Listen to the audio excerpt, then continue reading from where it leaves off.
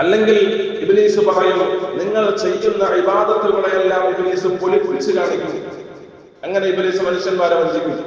അതായത് 5 വഖത്ത് പള്ളിയിൽ വന്ന് കൃത്യമായി ജമാഅത്തായിട്ട് നിസ്കരിക്കുന്ന ആളുകളോട്, സുബഹി അടക്കം ജമാഅത്തായിട്ട് നമസ്കാരത്തിന് വരുന്ന ആളുകളുടെ മുമ്പിൽ ഇബ്ലീസ് വലിയ ഒരു സ്വർഗീയ കമാനത്തിന്റെ വാതിലിന്റെ ഗോപുരം കാണിച്ചു കൊടുക്കും.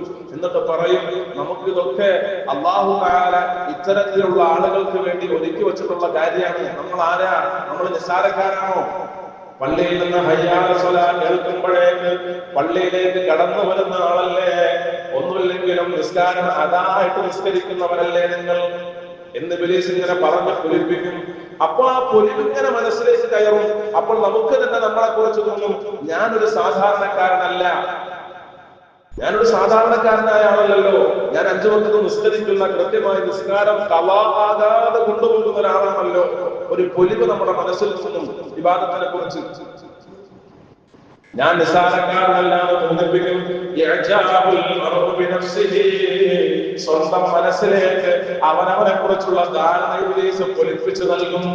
അപ്പോൾ അവൻ തന്നെ വിചാരിക്കും, ഞാൻ കൈ ഉയർത്തിയാൽ അല്ലാഹു എന്റെ കൈ തട്ടിമാറ്റുകയില്ല, ഞാനൊന്ന് ദുആ ചെയ്താൽ പടച്ച തമ്പുരാൻ എന്റെ ദുആക്ക് ഇജാബത്ത് തരും, കാരണം ഞാൻ നിസ്സാരക്കാരനല്ല.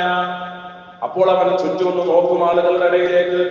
വെള്ളിയാഴ്ച വന്നിരുന്നാലും നമ്മൾ ഒരുപക്ഷെ കണ്ണോടിക്കും. എന്നിട്ട് നമ്മൾ ഇങ്ങനെ വിചാരിക്കും, ഇവരൊക്കെ വെള്ളിയാഴ്ച മാത്രം പള്ളിയിൽ വരുന്നവരല്ലേ, ഞാൻ എങ്ങനെയാണോ? ഞാൻ വെള്ളിയാഴ്ചയിൽ നേരത്തെ വരും, ഞാൻ അല്ലാത്ത വഖത്തുകൾക്ക് നേരത്തെ വരുന്ന ആളാണല്ലോ എന്ന് ഇബ്ലീസ് ഇങ്ങനെ മനസ്സിൽ തോന്നിപ്പിക്കും. എന്തുകൊണ്ട്? ഇബാദത്തിനെ കൊണ്ട് തോന്നിപ്പിക്കും. അപ്പൊ ആളുകളിലേക്ക് നോക്കും, അപ്പൊ പറയും, ഇവനൊന്നും സുബഹിക്ക് പോലും ജമാഅത്തിന് വരാത്തവരാണല്ലോ, റമളാന് പോലും, അല്ലെങ്കിൽ റമളാന് മാത്രം വരുന്നവരാണല്ലോ, വെള്ളിയാഴ്ച മാത്രം വരുന്നവരാണല്ലോ. ഈ കൂട്ടത്തിൽ ഒരു മഹാൻ, ഈ കൂട്ടത്തിൽ ഒരു പൊലിവുള്ള ആള്, ഈ കൂട്ടത്തിൽ ഇബാദത്തിന്റെ എണ്ണ വലിപ്പത്തിൽ ഒരു മഹാൻ എന്ന് അവകാശപ്പെടാൻ പറ്റുന്ന ഒരേ ഒരാള് അത് ഞാൻ മാത്രമാണ് എന്ന് ഇബ്ലീസ് ഇങ്ങനെ തോന്നിപ്പിക്കും. ഇബാദത്തിനെ കൊണ്ട് വഞ്ചിപ്പിക്കും. ഞാൻ നിസ്സാരക്കാരനൊന്നുമല്ലല്ലോ, എന്റെ ഇബാദത്തിന്റെ കണക്കൊന്ന് കൂട്ടി നോക്കിയാൽ ഞാൻ എന്റെ നിസ്കാരം, എന്റെ നന്മയുടെ കിതാബും എടുത്തിട്ട് അതിന്റെ ദിക്റും ഔറാദുകളും നിസ്കാരവും നോമ്പും ഹജ്ജും ഉംറയും എന്ന് വേണ്ട ഞാൻ കൊടുത്ത സ്വതക്കയും ദാനധർമ്മവും ഒക്കെ ഇങ്ങനെ ഒന്ന് കൂട്ടി നോക്കിയാൽ ഈ നാട്ടിൽ നിറയപ്പെടാൻ പറ്റുന്ന ഏക ആബിദായ വ്യക്തി ഞാൻ മാത്രമാണല്ലോ എന്ന് ഇബ്ലീസ് ഇങ്ങനെ വന്നിട്ട് പറഞ്ഞു തരും. അപ്പോൾ ഇബാദത്തിനെ കൊണ്ട് ഇബ്ലീസ് വലിയ രീതിയിൽ അവനെ വഞ്ചിക്കും. ഇനി അസ്റിന് ബാങ്ക് വിളിച്ചാൽ ഇബ്ലീസ് പെട്ടെന്ന് തന്നെ അവനെ വിടും. ഇബ്ലീസ് തന്നെ വിളിച്ചു വിടും, വേഗം പള്ളിയിലേക്ക് പോയിക്കോ, നീയാണ് ഇവിടുത്തെ ഏറ്റവും വലിയ കേവലം, അതുകൊണ്ട് പോയിക്കോ. ഇതിന്റെ അർത്ഥം നിസ്കാരം നിർത്തണമെന്നല്ല, നമ്മുടെ മനസ്സിലേക്ക് വരുന്ന ഇബ്ലീസിന്റെ ചിന്താഗതികളെ നമ്മൾ തടഞ്ഞു നിർത്തണം. അവിടൊക്കെ നമുക്ക് ധാരണ വരേണ്ടത് ഞാൻ ഒന്നുമല്ല എന്നുള്ള ധാരണയാണ്. മഹാന്മാര് പഠിപ്പിച്ചത് മുഴുവൻ അങ്ങനെയാണ്. പള്ളിയിൽ 50 വഖത്തിന് വരണം.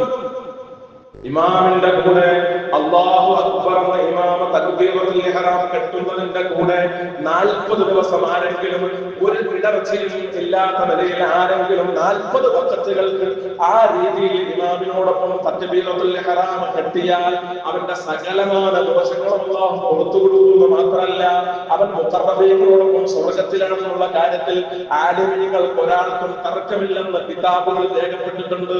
അതൊരു വലിയ കടമ്പയാണ്. ഇമാമിനോടൊപ്പം തക്ബീറത്തുൽ ഇഹ്റാമിൽ ചേർന്ന് നിൽക്കുക എന്നുള്ളത് അത് വലിയ കാര്യമാണ്. പക്ഷേ അങ്ങനത്തെ വലിയൊരു കാര്യം ചെയ്യുമ്പോ മനസ്സിൽ ഇബ്ലീസ് കൊണ്ടുവന്നത് ഈ വലിയ കാര്യം സ്വർഗത്തിലേക്ക് ഈ മനുഷ്യനെ അടുപ്പിക്കുന്ന കാര്യം നശിപ്പിക്കണം എന്നുള്ള ധാരണയോടുകൂടി ഇബ്ലീസ് പറയും. അപ്പൊ ഇങ്ങനെയൊക്കെ ചെയ്യുന്ന ഒരാളെ നീയാണ് കേട്ടോ എന്ന് ഇബ്ലീസ് വന്നിട്ട് പറയുമ്പോൾ നമ്മളൊന്ന് സ്വയം വലിയ സിംഹാസനത്തിൽ കയറി നമ്മളൊന്ന് ഇരിക്കും. അതാണ് വിഷയം. മഹാന്മാർ ഇതരത്ത് വലിയ ഇബാദത്തുകൾ ചെയ്തു പോയ നമ്മൾ ഈ ചെയ്യുന്നത് വല്ലതുമാണോ നമ്മൾക്ക് അമ്പരപ്പൊരുപ്പിക്കുന്ന നിലയിലാണ് മഹാരഥന്മാരോട് ജീവിതം. മഹാനായ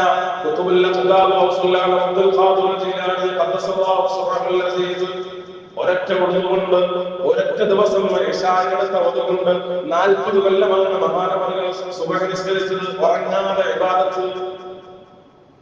അത്തരത്തിൽ എല്ലാ ഔലിയാക്കന്മാരുടെയും ജീവിതം അവരുടെ മുമ്പിലേക്ക് ഇബ്ലീസ് വന്നിട്ട് പറഞ്ഞല്ലോ, നിങ്ങൾ ഇത്ര വലിയ മഹാനല്ലേ, നിങ്ങൾ ഇത്ര വലിയ ഇബാദത്ത് എടുത്ത ആളല്ലേ, അബ്ദുൽ ഖാദിർ ഞാനിതാ നിങ്ങൾക്ക് സ്വർണം ഹലാലാക്കിയിട്ടുണ്ട്, സ്വർണത്തിന്റെ തലകളിൽ നിങ്ങൾക്ക് ഭക്ഷണം കഴിക്കാം. അബ്ദുൽ ഖാദിർ ഞാൻ അല്ലാഹുവാണെന്ന് പറഞ്ഞ് ആകാശ സേവകളിൽ നിന്നുകൊണ്ട് വലിയ അശരീരി കേൾപ്പിച്ചു ഇബ്ലീസ്. അപ്പോൾ മഹാനായ അബ്ദുൽ ഖാദിർ ജീലാനി ഖദ്ദസല്ലാഹു സിർറഹുൽ ലദീ എന്ന അല്ലാഹുവിന്റെ മനുഷ്യൻ പറഞ്ഞത്, ഞാൻ വലിയ ഇബാദത്തുകാരനായതുകൊണ്ട്, ഞാൻ ഉറങ്ങാതെ ഇബാദത്ത് എടുത്ത ആളായതുകൊണ്ട് അള്ളാഹു എനിക്ക് തന്ന വലിയ നിഅമത്താണെന്നല്ല.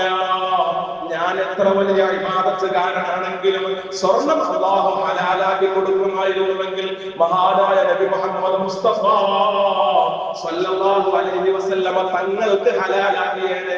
ഈ അബ്ദുൽ ഖാദിർ നിസാരനായ വ്യക്തിയാണ്, എനിക്ക് സ്വർണം ഹലാലാക്കി എന്ന് പറയുന്നത് അല്ലാഹുവിനെ മനസ്സിലാക്കാനുള്ള വിവരം എനിക്കുണ്ടടാ ഇബ്ലീസ് എന്ന് പറഞ്ഞ മഹാനാണ് അബ്ദുൽ ഖാദിർ ജീലാനി ഖദ്ദസല്ലാഹു സിർറഹുൽ അസീസ്. നമ്മുടെ മുമ്പിലേക്കെങ്ങാനും നമ്മൾ ഒരു 10 ദിവസം കൃത്യമായി ജമാഅത്തിന് പങ്കെടുത്തിട്ട് ഇബ്ലീസിന്റെ വല്ല അശരീരിയും കണ്ടാൽ ആ ഒരൊറ്റ അശരീരി മതി നമ്മൾ വഴിപെടുക്കാൻ. നിങ്ങൾക്ക് ഇന്നു മുതൽ ഞാൻ നിനക്ക് മദ്യം ഹലാലാക്കി തന്നിട്ടുണ്ട് എന്ന് ഇബ്ലീസ് ഒരു വാക്ക് 10 ദിവസം ജമാഅത്തിന് വന്നവരോട് പറഞ്ഞാൽ ആ വാക്കുകൊണ്ട് ചിലപ്പോൾ വഴിപെടിച്ചു പോകും. നമുക്ക് വിചാരിക്കും, ഞാൻ 10 ദിവസം ജമാഅത്തായിട്ട് നിസ്കാരം നിർവഹിച്ച ആളായതുകൊണ്ട് അള്ളാഹ് എന്നെ ബഹുമാനിച്ചതാണല്ലോ എന്ന് കരുതാൻ മാത്രമുള്ള ബുദ്ധിയാണ് നമുക്കുള്ളൂ. അവിടെയാണ് മഹാന്മാര് മാറി നിൽക്കുന്നത്. അവനവന്റെ ഇബാദത്തിന്റെ പൊലിമ കണ്ട് നമ്മൾ അമ്പരപ്പിലാകരുത്. നമ്മൾ വലിയൊരാളാണെന്ന് നമുക്ക് തോന്നരുത്. ഞാനൊരു നിസ്കാരക്കാരനാണ്. ഇതിൽ ഏറ്റവും വഴിപിഴപ്പിക്കുന്ന വലിയ വലിയ ഇബാദത്തുകൾ, ഹജ്ജും ഉംറയൊക്കെ മനുഷ്യനെ ഏറ്റവും കൂടുതൽ ഇബ്ലീസ് ആ ഇബാദത്തുകളിലൂടെ മനുഷ്യനെ വഴിപിഴപ്പിക്കും. അവനവൻ ചെയ്ത ഹജ്ജിനെ കുറിച്ച് എടുത്തു പറയാം. അവനവൻ ചെയ്ത ഹജ്ജ് ഉംറയ്ക്ക് എങ്ങനെ എടുത്തു പറയാം. ഞാനൊരു ഹാജിയാണ്, എനിക്ക് ഹജ്ജിന് പോവാൻ ഞാൻ ആ കാലത്ത് വലിയ രീതിയിൽ ത്യാഗം സഹിച്ച ആളാണ് എന്നൊക്കെ ഇങ്ങനെ പറയാം.